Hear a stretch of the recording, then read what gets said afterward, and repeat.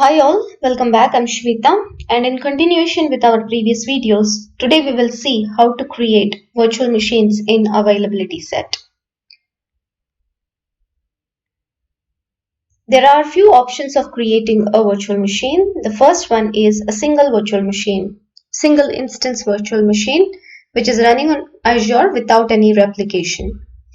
And the other high availability options are availability sets, which is providing resiliency against machine or rack failure, availability zones, which provides resiliency against data center failure, and region pairs, which is running a virtual machine in one or more replicated copies on different Azure regions within the same geography and providing resilience against large-scale outages or even region failures. So without further ado, let's jump into the demo. In this demo, we will be creating three virtual machines in one availability set, which is load balanced. And in order to test the failover scenario, which is a machine failure or the rack failure, we will shut down one of the VMs and see how the application will still be up and running by being sourced from the other two VMs. So we are on portal.azure.com. Let's go ahead and create a virtual machine. I'm going to select the default subscription. Let's create a new resource group.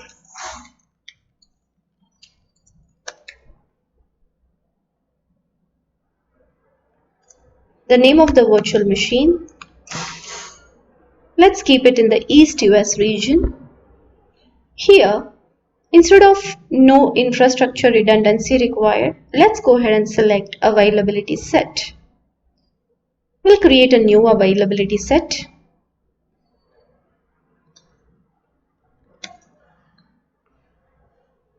Here, this is the number of fault domains. For my subscription, the maximum is 3. I'm going to keep it 3, and the maximum update domains is 20. I'm going to give 5 update domains.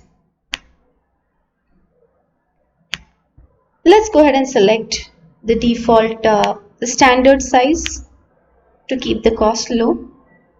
And yes, by the way, let's go ahead and select a Windows VM.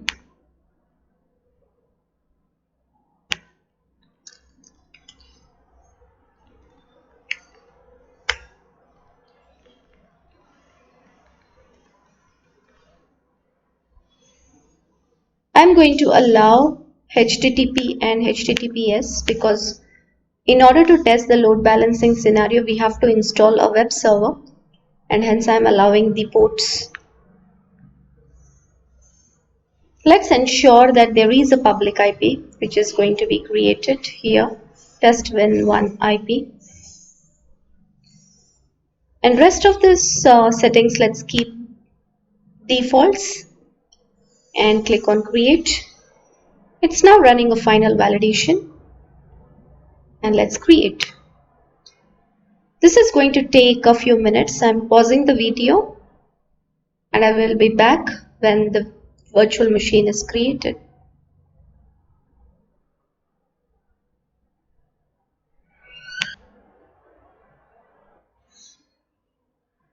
Alright, so the resources have been created.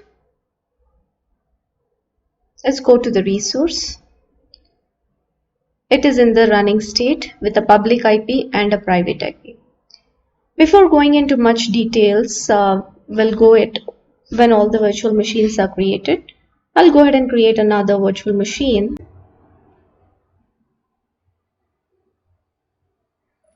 Give a test win2 in the East US region. Select availability set. I'll use the same availability set. I'm going to use Windows 2012 R2 data center, a basic standard size.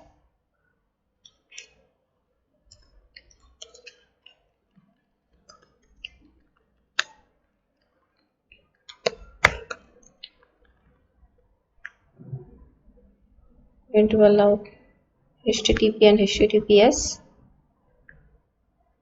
I'll ensure there is a public IP getting created, and I'm going to click on create.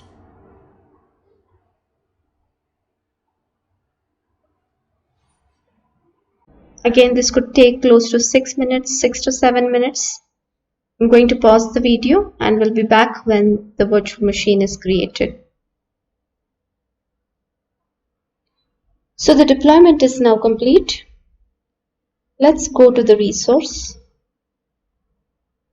So it has created test win2, which is a virtual machine, and this is a running status, and it also has a public and a private IP. Similarly, let's create another virtual machine in the same availability set. So going back to home, virtual machines, add a new virtual machine, give the same resource group, demo availability set RG, test win3. I'll keep it in the East US region. Pick up the availability set.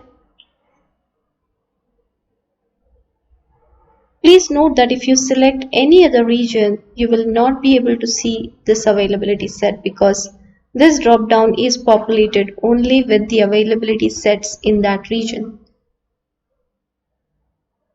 So I'm going back and selecting East US, demo is set 1, Windows virtual machine, change the default size to the basic.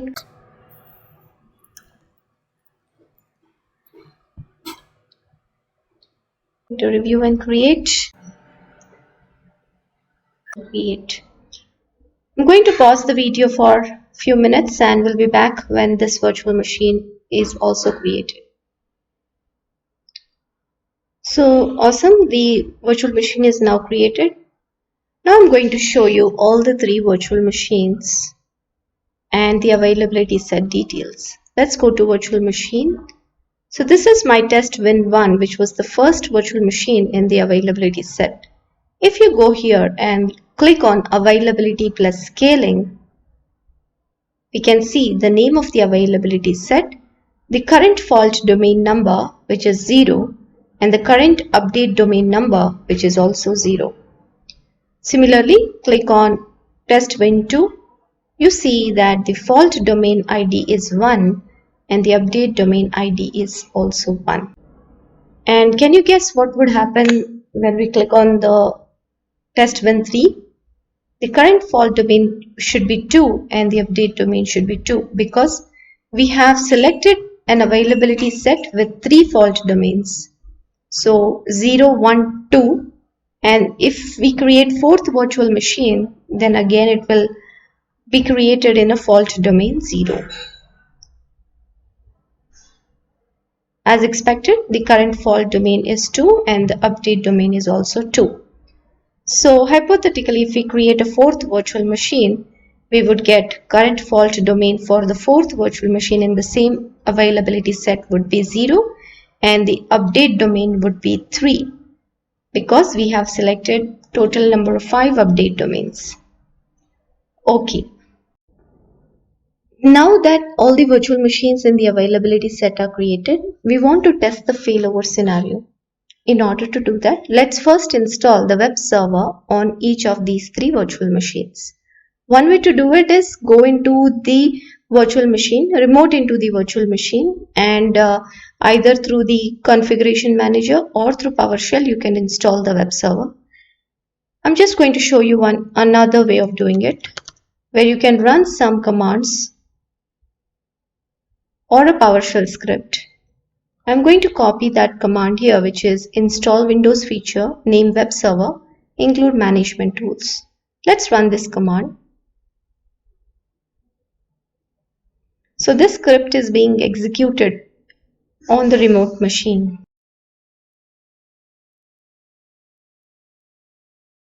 Awesome. So the script is now executed. To run additional 2 commands for removing the default item and adding a custom item which will show hello world from the computer name. So I'm going to run this command. Remember that we have to do these steps on all the virtual machines. So while this is executing, let's do it on the other virtual machines. Go to the second virtual machine. Run command. I'm going to install the Windows feature and run it. Well, the script execution is now complete on the first VM. So let's do the same steps on the third virtual machine.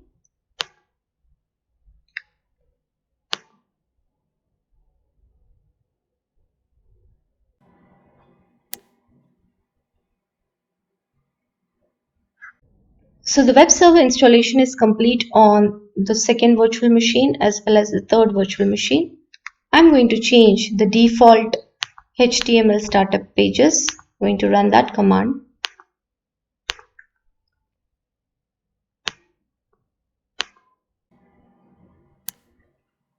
So the script execution is complete on both the VMs, on testwin2 as well as on testwin3. So which means that our prerequisites are now complete. Let's hit the websites. So if I'm hitting the public IP address of the first virtual machine, it's going to say hello world from testwin1.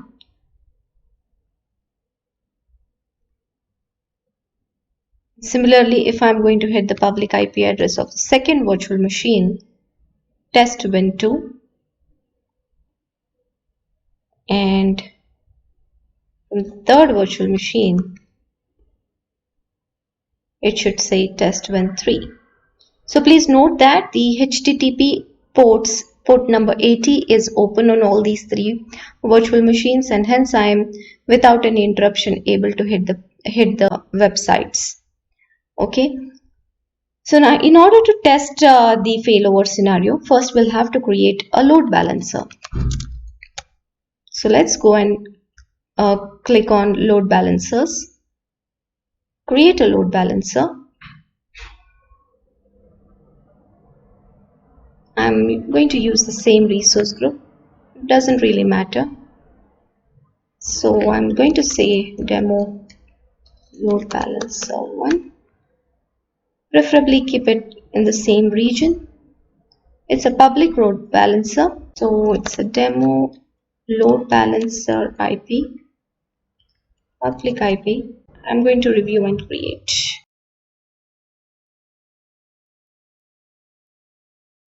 This could take a few minutes, so I'm going to pause the video and we'll be back when the load balancer is created.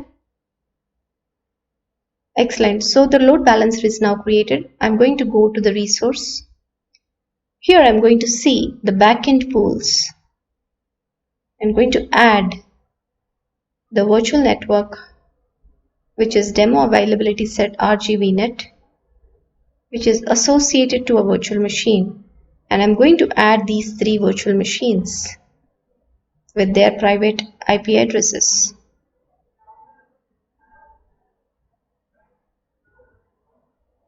I'm going to click on add.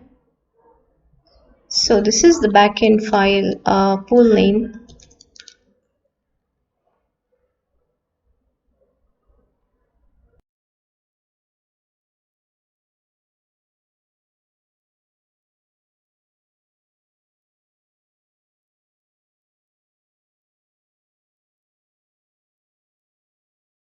So the backend pool is now created. In order to basically check the status of app, you can add a health probe. I'm going to leave the port protocol TCP on port 80 and checking every 5 seconds, sorry. So it has successfully created the probe, the health probe. Now the last step here is creating a load balancing rule, which will listen to port 80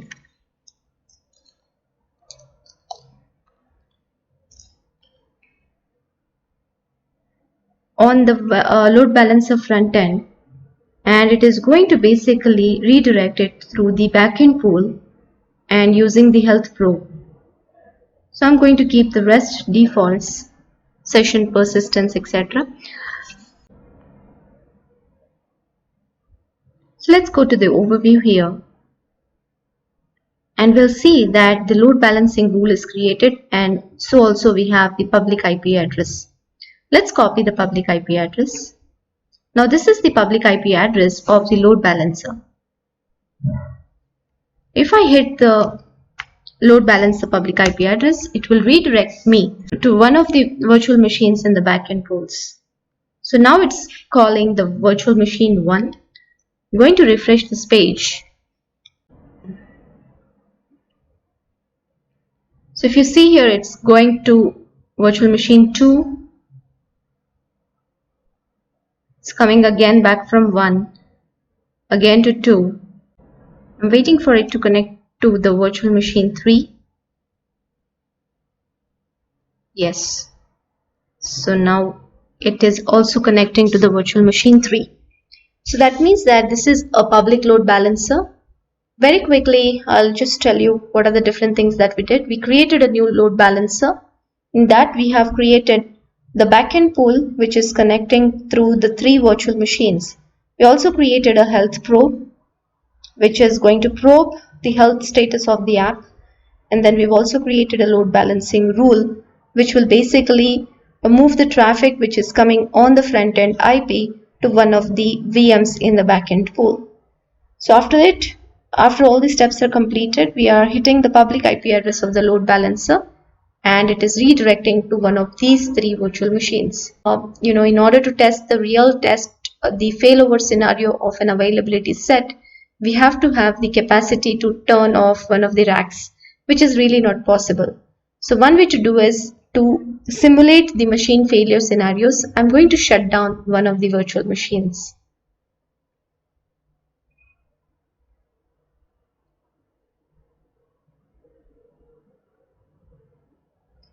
So when I stop the virtual machine, this particular IP address, which is the load balancer public IP address, will redirect the traffic to the virtual machine 2 and 3, but will still keep the app up and running, and hence creating a scenario of high availability.